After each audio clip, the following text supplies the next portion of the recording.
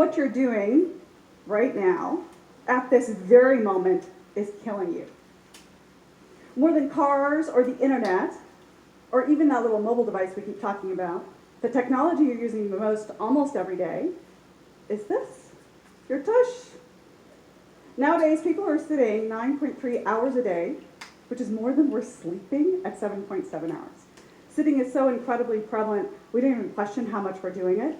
And because everyone else is doing it, it doesn't even occur to us that it's not okay. In that way, sitting has become the smoking of our generation. And of course, there's health consequences to this, scary ones, besides the waste. Things like breast cancer and colon cancer are directly tied to our lack of physical inactivity. 10%, in fact, on both of those. 6% for heart disease, 7% for type 2 diabetes, which is what my father died of. Now, any of those stats should convince each of us to get off our duff more, but if you're anything like me, it won't. What did get me moving was a social interaction. Someone invited me to a meeting, but couldn't manage to fit me into a regular sort of conference room meeting and said, I have to walk my dogs tomorrow. Could you come then? Kind of odd to do. And actually that first meeting, I remember thinking I have to be the one to ask the next question because I knew I was going to huff and puff during this conversation. And yet, I've taken that idea and made it my own. So instead of going to coffee meetings or fluorescent lit conference room meetings, I asked people to go on a walking meeting to the tune of 20 to 30 miles a week. It's changed my life.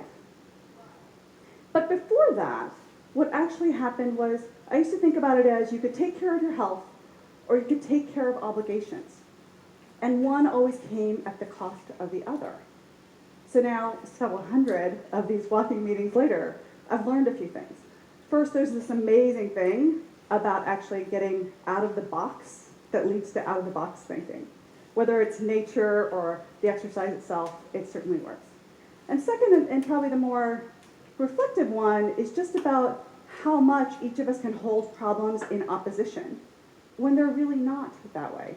And if we're going to solve problems and look at the world really differently, whether it's in governance or business or environmental issues, job creation, maybe we can think about how to reframe those problems as having both things be true. Because it was when that happened with this walk and talk idea that things became doable and sustainable and viable. So I started this talk talking about the tush, so I'll end with the bottom line, which is walk and talk. Walk the talk. You'll be surprised at how fresh air drives fresh thinking, and the way that you do, you'll bring into your life an entirely new set of ideas. Thank you.